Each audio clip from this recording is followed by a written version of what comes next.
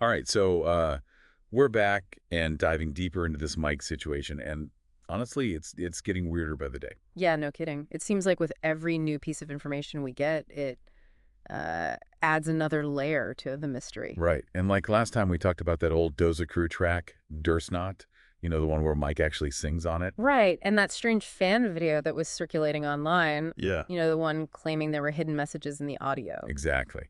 And then we have those four new the Crew tracks that came out of nowhere. Wanderer, Seeger, Cowabunga, and Schwipps, all featuring this mysterious Mickle.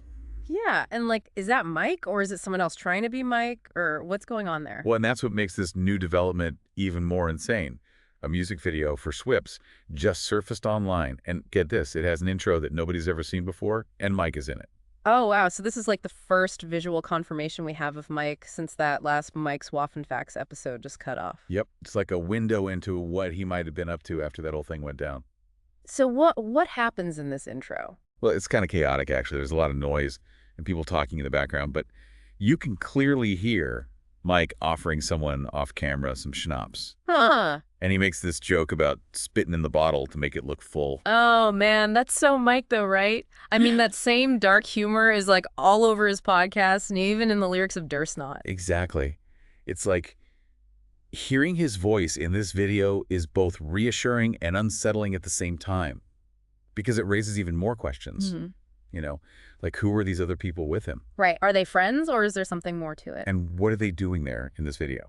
It's hard to say for sure just based on this short intro, but it definitely gives us a lot to think about. Okay, so we've established that Mike is in the Schwipps video, but his demeanor and the company he keeps remain ambiguous. And then we have this recurring theme of distorted reality that runs through a lot of these new Doza Crew tracks, which I think is a key to understanding what might be going on with Mike. Yeah, agreed. It's like he's intentionally trying to mess with our perception of what's real and what's not. And that makes this whole thing even more difficult to unravel. Right. And so with that, let's take a closer look at this Schwipps video itself and see what we can make of it. Sounds good. Let's do it. So, okay, we're looking at this Schwipps video, right? And it's, like I said, this is the most recent thing we have of Mike since he vanished. Yeah, and it's interesting because, before we were talking about Mike maybe being isolated, off the grid. Right, like on the run or something? Exactly. And this video kind of throws a wrench in that whole idea because he's clearly with other people. Yeah, he's not alone at all. But, I mean, Mike was always kind of unpredictable, right? Like he could be super social when he wanted to be. True. He did always talk about that whole Schwatten bunker mentality, but maybe that wasn't just about him being alone. Maybe it was about him having a tight-knit group of people, you It's know? like a trusted circle. Exactly. And maybe this video is showing us that inner circle. Okay, so let's break down the video. What stands out to you when you watch it? The first thing that hits me is the setting. It looks like an abandoned warehouse or something like that, you know? A kind of rundown. Right. It's definitely not Mike's super organized Schwatten bunker, that's for sure. It's almost like he's embraced a more chaotic environment, which I guess if you think about the lyrics of Wanderer and Cowabunga, it kind of makes sense, right? Yeah, Wanderer is all about like shedding your old life and embracing the unknown. And Cowabunga is just straight up reckless abandon, no more shackles. Like he's found this new playground where he can do whatever he wants. But then there's Schwipps, which is a lot darker, those lyrics about illusions and deception and reality not being what it seems. So maybe this setting as this rundown warehouse is actually a metaphor for Mike's mental state, Hmm. you know? Like he's traded the physical confines of his Schwatten bunker for something more psychological. And that brings us to the other people in the video. We don't know who they are, but they're definitely important to understanding what's going on. Right, they're not just background noise. They're interacting with Mike, laughing at his jokes. Like they're Mhm. all in on this together. And they're all wearing these dark hoodies, almost like a uniform. Hmm, that's interesting. Could be nothing, but it also adds to the whole mysterious vibe. It's like that they're part of some secret society, you know? Right. Remember that whole Wagenberg thing we talked about? Maybe this is it. Okay, I'm getting chills now. Hmm. This is starting to feel like one of those underground hacker movies, Yeah, or like a secret meeting of some group that's not supposed to exist. which is totally Mike's thing, right? Yeah. He was always talking about conspiracies and secret societies and all that stuff. So is this real, or is it just another one of his elaborate performances? Right. Is he trying to mess with us again, or is this a genuine glimpse into his new life? This is where it gets tricky. We have to be super careful not to jump to conclusions, you know? Yeah, with all the fan theories and speculation, It's easy to get lost in the hype. We need to stick to the facts and analyze the evidence, and I think the most important evidence we have is the lyrics of Schwipps. Okay, let's talk about the lyrics then, because they're definitely not easy to decipher. Right, and the title itself, Schwipps, it refers to being drunk, having a distorted perception. So how does that tie into the rest of the song?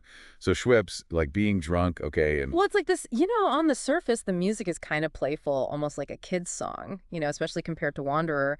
But underneath that, there's this weird feeling like something's off. yeah, it's like when you're at a party and everyone's acting like they're having fun, but you can just tell something bad is about to happen. Exactly. And then you look at the lyrics, and there's lines about dancing on the border between light and shadow, and the world being a hall of mirrors full of distorted images. And it's like Mike is intentionally trying to confuse us, you know? Yeah, is this real or is he messing with us? Maybe it's both. Both. Yeah, like think about it. The video could be both a real gathering of people, A&D, a way for Mike to manipulate how we see him. Okay, so we can't just take things at face value. Right, you gotta question everything you see and hear and try to figure out what's really Mike and what's this Mickle character. This is hard.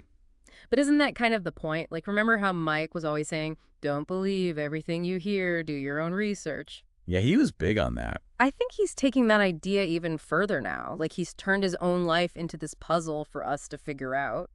So who is he trying to reach with all this? Is it us, his old Mike's Waffenfax listeners, or is it someone else? That's a good question, and it brings us back to that whole Wagenberg concept, Yeah, if there really is this group out there that's connected to Mike, then all these messages, the video, the lyrics, it could all be a way for him to communicate with them. Like a secret code. Exactly. And if that's true, then we're not just watching this mystery unfold. We might actually be part of it. Whoa, that's a bit creepy, isn't it? Maybe, but it's also what makes this whole thing so fascinating. We're not just dealing with a missing person case. It's like a philosophical puzzle, a challenge to how we see the world, and maybe even a gateway into some secret underground world. Okay, well, before we get too lost in all that, let's go back to the Schwipps lyrics for a second. Yeah. You mentioned the title means being drunk, but what else can we learn from the words themselves? Well, there's this recurring theme of duality, like light and shadow, truth and lies, reality and illusion. And I think that's a big clue to understanding what Mike is trying to say. So he's showing us both sides of himself, the real Mike and the Mickle persona. Exactly. And he's asking us to figure out which is which. But how do we do that? By paying attention to the details, by looking for the inconsistencies, by questioning everything we think we know. This is like a real-life conspiracy theory. In a way it is, and I think Mike would be happy about that. So where does this all leave us? What are we supposed to take away from all this? I think the most important thing is to remember that the truth is rarely simple. It's usually messy and complicated and full of contradictions. So don't be afraid to question what you see and hear and to think for yourself. That's good advice for life in general, I think. Absolutely. And I think it's especially relevant in this case.